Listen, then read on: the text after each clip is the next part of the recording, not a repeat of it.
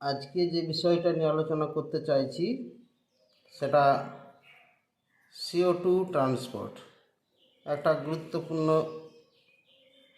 শারীরবৃত্তীয় ঘটনা আমাদের দেহের এবং অন্যান্য সমস্ত প্রাণী ক্ষেত্রে, যেখানে বায়োলজিক্যাল অক্সিডেশন হয়। এই বায়োলজিক্যাল অক্সিডেশনে অক্সিজেনের দরকার পড়ে। এই অক্সিজেন ইউজ হওয়ার পর বাই প্রোডাক্ট হিসাবে CO2 তৈরি হয়। এই কার্বন ডাইঅক্সাইডের কিছুটা পরিমাণ ইউরিয়া, ইউরিক অ্যাসিড এবং অন্যান্য কিছু গুরুত্বপূর্ণ যৌগ তৈরিতে ব্যবহার হয়। বাকি কার্বন ডাইঅক্সাইড দেহের বাইরে বেরিয়ে যায়। এই কার্বন ডাইঅক্সাইডে যেটা দেহের বাইরে বের হয়, এটা বাই ব্লাড ট্রান্সপোর্টেড হয়, রক্তের মাধ্যমে ট্রান্সপোর্ট হয় এবং আলটিমেটলি টিস্যুতে তৈরি হওয়া এই কার্বন ডাইঅক্সাইড, যেটা টিস্যুতে তৈরি হচ্ছে, এই টিস্যুতে তৈরি হওয়া কার্বন ডাইঅক্সাইড লাংস, যারা টেরেস্ট্রিয়াল অ্যানিম্যাল ডাঙায় থাকে, অথবা জলজ প্রাণীদের ক্ষেত্রে গিল, এখানে এই কার্বন ডাইঅক্সাইড এসে পৌঁছায়। অবশেষে কার্বন ডাইঅক্সাইড রিলিজ হয়, বাইরে বেরিয়ে যায়। এনভায়রনমেন্টে হোক বা জলে হোক, এটা বেরিয়ে যায়। এই রক্ত থেকে বা ব্লাড থেকে লাংসে আসা বা লাংস থেকে বাইরে যাওয়া, দেহের বাইরে যাওয়া, এই বিষয়টা কার্বন ডাইঅক্সাইডের যে আংশিক চাপ অর্থাৎ PCO2 এর উপর নির্ভরশীল। অর্থাৎ একটা গ্রেডিয়েন্ট কাজ করে। ব্লাডে PCO2-র মান বেশি, লাংসে তার থেকে কম। সুতরাং এখান থেকে কার্বন ডাইঅক্সাইড এখানে আসবে। আবার লাংস বা গিলে বা ক্যাপিলারিতে, অ্যালভিওলাই, লাং অ্যালভিওলাই বা গিল ক্যাপিলারিতে কার্বন ডাইঅক্সাইডের যে পার্শ্বীয় চাপ থাকে বা PCO2, তার তুলনায় অনেক কম থাকে বাইরে পরিবেশে। এই কারণে কার্বন ডাইঅক্সাইড ডিফিউজ আউট হয়ে যায়, বাইরে বেরিয়ে যায়। এখন আমরা দেখব যে কার্বন ডাইঅক্সাইড ঠিক কী রূপে পরিবাহিত হয় ব্লাডে। সাধারণত তিনটি পদ্ধতিতে বা তিনটি রূপে কার্বন ডাইঅক্সাইড পরিবাহিত হয়। তাহলে ট্রান্সপোর্ট অফ CO2 এর তিনটে ধাপে হয়। ওয়ান ইজ ফিজিক্যাল সলিউশন বা ভৌত দ্রবণাকারী। ব্লাডের প্লাজমায় কার্বন ডাইঅক্সাইড মিশে যায়, তারপর সেটা ট্রান্সপোর্টেড হয়, কিন্তু এর পরিমাণটা খুব কম, অ্যারাউন্ড 3%। টোটাল যে কার্বন ডাইঅক্সাইড টিস্যু থেকে বের হয় তার মোটামুটি 3% ফিজিক্যাল সলিউশন আকারে পরিবাহিত হয়, আর মোটামুটি 15%-এর মতন এটা পরিবাহিত হয় কোনো প্রোটিনের সঙ্গে যুক্ত হয়ে। এই প্রোটিনগুলোর মধ্যে কে কে আছে? প্লাজমা প্রোটিন আছে। প্লাজমা প্রোটিনের সঙ্গে যুক্ত অবস্থায় পরিবাহিত হয়, অথবা হিমোগ্লোবিনের সঙ্গে। প্লাজমা প্রোটিনের সঙ্গে যুক্ত হলে সেটা বলা হয় কার্বামিনোপ্রোটিন। কার্বামিনোপ্রোটিন। আর যদি হিমোগ্লোবিনের সঙ্গে যুক্ত হয়ে পরিবাহিত হয়, যেটা গ্লোবিন প্রোটিনের সঙ্গে যুক্ত হয় লাস্ট কোনো অ্যামাইনো অ্যাসিডের সঙ্গে, তখন সেটা হবে কার্বামিনো হিমোগ্লোবিন। এই দুই রূপে প্রবাহিত হতে পারে প্রোটিনের সঙ্গে যুক্ত হয়ে। আর একটা যেটা, সেটা ম্যাক্সিমাম যে ব্লাডটা মানে ম্যাক্সিমাম কার্বন ডাইঅক্সাইড যে রূপে পরিবাহিত হয় সেটা বাইকার্বনেট যৌগ হিসেবে। এটাই সব থেকে গুরুত্বপূর্ণ। এবং এই রূপে পরিবাহিত হওয়ার সময় পিএইচের হেরফের হয়, পিএইচ বাড়া কমা করে। ব্লাডের পিএইচ আরবিসির পিএইচ যদি হেরফের হয় তাহলে অনেক বায়োকেমিক্যাল ফাংশন বা স্ট্যাবিলিটি ডিস্টার্ব হয়। সেই জন্যই এই পদ্ধতিতে কার্বন ডাইঅক্সাইড পরিবহনটা খুব দারুণভাবে রেগুলেটেড হয় এবং তার নির্দিষ্ট একটা প্রসিডিওর দেখা যায়। তো সেটা কিভাবে হচ্ছে বাইকার্বনেটটা নিয়ে একটু ব্যাখ্যা করব। বাইকার্বনেট আকারে পরিবাহিত হওয়ার সময় আমরা দেখব প্রথমেই টিস্যু থেকে CO2 রিলিজ এলো, বেরিয়ে এসেই তার দুটো রুট দুদিকে এসে যাবে। একটা হচ্ছে প্লাজমায় থেকে যাবে অথবা এটা আরবিসির মধ্যে ঢুকবে। এখানে যে H2O বা জল আছে, এই জলের সঙ্গে প্লাজমা বা আরবিসির মধ্যে যে জল আছে তার সঙ্গে এই CO2টা যুক্ত হবে, যুক্ত হয়ে H2CO3 তৈরি করবে। এটা একটা অ্যাসিড, কার্বনিক অ্যাসিড। অ্যাসিড তৈরি হলেই পিএইচটা ডাউন হয়ে যাবে। এখানে পিএইচ কমতে থাকবে। পিএইচ যাতে না কমে যায়, খুব দ্রুত এটা ভেঙে যাবে, H+ এবং HCO3- পরিণত হবে এবং সেইভাবে বাইকার্বনেট, এটা বাইকার্বনেট মূলক, এই বাইকার্বনেট আকারেই এটা পরিবাহিত হবে। সোডিয়ামের সঙ্গে যুক্ত হয়ে এটা সোডিয়াম বাইকার্বনেট তৈরি করবে, NaHCO3। এই অবস্থায় এটা পরিবাহিত হবে প্লাজমায়। আরবিসির মধ্যে এরকম পরিবহন হয় না, কিন্তু আরবিসিতেই সব থেকে বেশি তৈরি হয়। এখানে রিমেম্বার দিস, এটা মাথায় রাখতে হবে, আরবিসির মধ্যেই সব থেকে বেশি তৈরি হয়। ঠিক আছে? আরবিসি এখানে একটা এনজাইম থাকে যেটা হচ্ছে কার্বনিক অ্যানহাইড্রেজ। এই কার্বনিক অ্যানহাইড্রেজ বা CA, এই এনজাইমটা কাজই হচ্ছে H2 সঙ্গে CO2 যুক্ত করে কার্বনিক অ্যাসিড তৈরি করা। প্লাজমায় যেহেতু নেই, সেই জন্য আরবিসিতে প্রচুর পরিমাণে, ম্যাক্সিমামটা আরবিসির ভিতরে হয়। কিন্তু আরবিসির মধ্যে এই আরবিসির মধ্যে, এটা আরবিসির মধ্যে HCO3 যেটা তৈরি হচ্ছে সেটা বাইরে বেরিয়ে আসা দরকার পড়ে, কারণ HCO3- বা বাইকার্বনেট প্লাজমায় পরিবাহিত হয়। সুতরাং এটা HCO3 এখান থেকে বেরিয়ে চলে আসবে, H+টা এখানে থেকে যাবে। এই H+টা হিমোগ্লোবিনের সঙ্গে যুক্ত হয়ে HB তৈরি করবে, আর HCO3 বাইরে এসে সোডিয়ামের সঙ্গে যুক্ত হয়ে NaCO3 আকারে চলে আসবে। এখন এই HCO3টা বেরোবে কেন? এখানে ডোনান মেমব্রেন ইকুইলিব্রিয়াম, ডোনান বা গিবস ডোনান বলা হয়, গিবস ডোনান মেমব্রেন ইকুইলিব্রিয়াম, এই রুল অনুযায়ী বা ইকুইলিব্রিয়াম প্রিন্সিপাল বলে যে মেমব্রেনের দুপাশে অ্যানায়ন ক্যাটায়নের যে যোগফল সেটা যেন ব্যালেন্সের মধ্যে থাকে, অর্থাৎ দুপাশে টোটাল অ্যানায়ন এবং ক্যাটায়নের যোগফল সর্বদা ব্যালেন্সে থাকবে, সমান হবে। এখন এটা যদি মেনটেন না হয়, সেল ডিস্টার্ব হবে। এই কারণেই এই HCO3 বেরোতে গেলে আরেকটা আয়ন ভেতরে ঢোকার দরকার পড়ে, যেটা হচ্ছে Cl- ক্লোরাইড।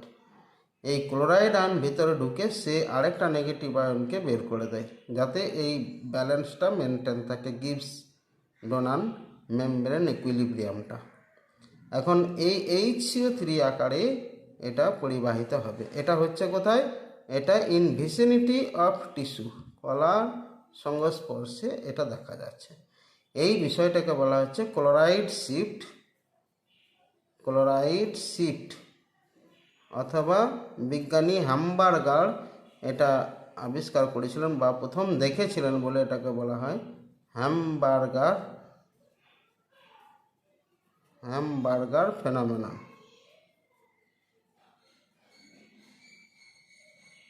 খুব গুরুত্বপূর্ণ একটা ব্যাপার হ্যামবার্গার।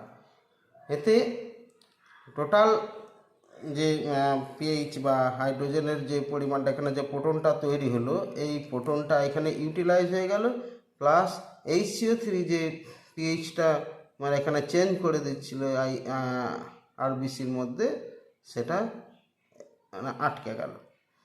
ঠিক এই ঘটনাটা বিপরীত ঘটনা ঘটবে। এই অবস্থায় পরিবাহিত হচ্ছে, HHB তৈরি হয়েছে আর HCO3 প্লাজমায় পরিবাহিত হচ্ছে। এখন এটা যখন এতে আসে, লাংসে আসে, তখন ঠিক উল্টো ঘটনা ঘটে। লাংসে যখন আসে বা গিলে, তখন এই আরবিসিটা উল্টো ঘটনা ঘটে। সেখানে HCO3 আবার ভিতরে ঢুকবে, কারণ এটা রিলিজ করতে হবে লাংস দিয়ে। এই HCO3 না ঢুকলে এটা কোনো মতেই সম্ভব নয়। HCO3 যেই ঢুকবে সেখানে Cl- বেরিয়ে যাবে, ক্লোরাইড আয়নটা। এখানে HHB যেটা ছিল, HHB তখন হাইড্রোজেন এখান থেকে বেরিয়ে চলে আসবে, এই H2CO3 তৈরি করবে। H2CO3 একবার তৈরি হলে সেটা আবার ভেঙে যাবে জল এবং কার্বন ডাইঅক্সাইডে, কার্বন ডাইঅক্সাইডটা বাইরে বেরিয়ে চলে আসবে। সেটা আলটিমেট লাং ক্যাপিলারির মাধ্যমে, অ্যালভিওলের মাধ্যমে এটা আউটসাইডে যাবে, বাইরে বেরিয়ে যাবে, এটা আউটসাইডে যাবে। ঠিক এই ঘটনাটা ঘটে। এই বিষয়টাকে বলছে কি, রিভার্স ক্লোরাইড শিফট। এটা নাম রিভার্স ক্লোরাইড শিফট।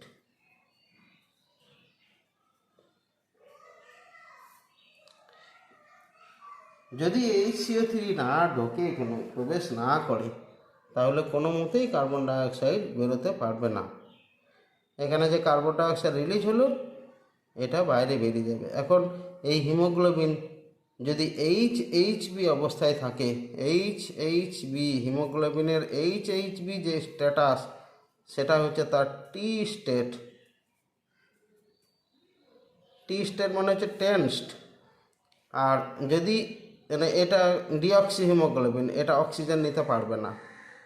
যদি অক্সিজেন নেওয়ার উপযুক্ত করতে হয়, তাহলে HB অবস্থায় পেতে হবে, হাইড্রোজেনটা যেন না থাকে। ডিপ্রোটনেটেড বলা হয়। এটা যখন হাইড্রোজেন থাকে না, তখন এটা হবে আর স্টেট। এটা হবে আর স্টেট। আর মানে রিল্যাক্সড স্টেট, আর স্টেট। ওকে। এখন এই ঘটনাটা, অর্থাৎ HHB এবং HB, এই ঘটনাটা পিএইচ মেনটেন করতে সাহায্য করে। আর স্টেট এলে তখন এটা আবার অক্সিজেনের সঙ্গে বাইন্ড করবে হিমোগ্লোবিন, নিয়ে HbO2 তৈরি করবে, অক্সিজেন পরিবহন করবে। অর্থাৎ কার্বন ডাইঅক্সাইড এবং অক্সিজেন ট্রান্সপোর্ট খুব ঘনিষ্ঠভাবে সম্পর্কিত, এবং সেটা দেখিয়েওছেন বিজ্ঞানী বোর, ক্রিশ্চিয়ান বোর। উনি দেখিয়েছিলেন যে পিএইচ যদি কমে যায়, তাহলে হিমোগ্লোবিনের অক্সিজেন অ্যাফিনিটিও কমে যাবে। Low pH, low hemoglobin oxygen affinity. High pH, high oxygen affinity. তাহলে হাই পিএইচ HbO2 বেশি তৈরি হবে, আর লো পিএইচ HbO2 তৈরি হবে না, এটা তৈরি হবে না, HbO2 তৈরি হবে না। এই বিষয়টা লো পিএইচের ক্ষেত্রে এই বিষয়টা প্রথম ব্যাখ্যা দেন বিজ্ঞানী বোর, সেই জন্য এটাকে বলা হয় বোর ইফেক্ট। আবার এখানে যে বিষয়টা রিভার্স ক্লোরাইড শিফটে লাংসে গিয়ে HCO3 বাইরে আসা কার্বন ডাইঅক্সাইড রিলিজ করার জন্য, এই ঘটনাটা প্রথম হলডেন, বিজ্ঞানী হলডেন ব্যাখ্যা দেন, সেই জন্য এটাকে বলা হয় হলডেন ইফেক্ট। হলডেন বলেছিলেন যে higher pH is required for oxygenation of haemoglobin. ঠিক আছে, এটাই বলার ছিল কার্বন ডাইঅক্সাইড ট্রান্সপোর্টের। তাহলে সারাংশ করলে কি দাঁড়াচ্ছে, টিস্যু থেকে কার্বন ডাইঅক্সাইড রিলিজ করার পর সেটার খুব সামান্য পরিমাণ কোনো বিক্রিয়ায় অংশগ্রহণ করে ইউরিয়া, ইউরিক অ্যাসিড বা কোনো কার্বন কম্পাউন্ড যেটা আমাদের শরীরে দরকার বা অন্যান্য অ্যানিমেলদের, সেটা তৈরি হবে।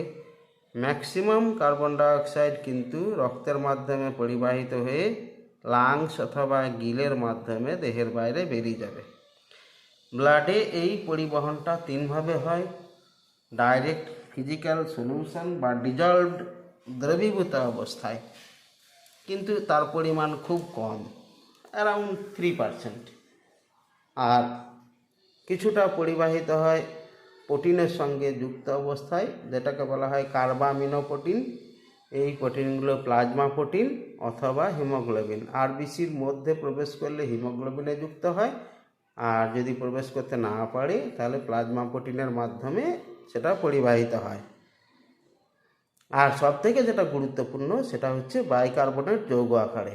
এই বাইকার্বনেট যৌগটা আরবিসির মধ্যে বেশি তৈরি হয়, কারণ সেখানে কার্বনিক অ্যানহাইড্রেজ উৎসেচকটা আছে, প্লাজমায় নেই। কিন্তু দেখা যাচ্ছে HCO3- বা বাইকার্বনেট এটা প্লাজমায় পরিবাহিত হচ্ছে। কি করে হলো সেটা? আরবিসির মধ্যে তৈরি হচ্ছে কিন্তু ট্রান্সপোর্টেড হচ্ছে প্লাজমায়, রক্তে। সেটা হওয়ার একমাত্র ব্যাখ্যা হচ্ছে ক্লোরাইড শিফট। HCO3 আরবিসির মধ্যে তৈরি হচ্ছে কেন না, খুব দ্রুত বাইকার্বনেট যৌগ তৈরি হয় H2CO3 পিএইচটা ডাউন করে দেয় বলে। এই লোয়ার পিএইচ হিমোগ্লোবিনের স্ট্যাবিলিটি নষ্ট করে, সেই জন্যই বাইকার্বনেট বাফার সিস্টেম কাজ করে। খুব দ্রুত H2CO3 ভেঙে HCO3- তৈরি করছে, এইটা প্লাজমায় বেরিয়ে আসছে। গিবস ডোনান মেমব্রেন ইকুইলিব্রিয়াম মেনটেন করার জন্য একটা ক্লোরাইড আয়ন ঢুকলে একটা HCO3 আয়ন বেরিয়ে আসে, নেগেটিভ আয়ন দিয়ে রিপ্লেসড হচ্ছে। এই অবস্থায় HCO3- বা বাইকার্বনেট প্লাজমায় পরিবাহিত হয়ে লাং বা গিল ক্যাপিলারিতে আসে। গিল ক্যাপিলারিতে আসার পর সেটা আবার আরবিসিতে ঢোকার প্রয়োজন হয়, কারণ এখানে H2CO3 বা কার্বনিক অ্যাসিড আবার তৈরি করার দরকার হয়। ওই কার্বনিক অ্যানহাইড্রেটটা আরবিসির মধ্যে আছে যেটা এই কাজটা করতে পারে। অর্থাৎ H2CO3 কার্বনিক অ্যানহাইড্রেট দ্বারা তৈরি হওয়াটা একটা উভমুখী প্রক্রিয়া। টিস্যুতে যেমন হয় H2CO3, লাংসে গিয়ে সেটা আবার ভাঙে। H2CO3 ভাঙলে কার্বন ডাইঅক্সাইড সেখানে মুক্ত হয়। পরে কার্বন ডাইঅক্সাইডের যে আংশিক চাপ তার বৈষম্যের কারণে, যেটা লাং ক্যাপিলারিতে অনেক কম বিশুদ্ধ বাতাস, সেই কারণে ডিফিউজ আউট হয়ে যায়, বপন প্রক্রিয়ার মাধ্যমে বাইরে বেরিয়ে যায়। ঠিক এইভাবে কার্বন ডাইঅক্সাইড পরিবহন সম্পন্ন হয়। যদি এই আলোচনাটা ভালো লেগে থাকে তাহলে চ্যানেলটা সাবস্ক্রাইব করলে ভালো হয়।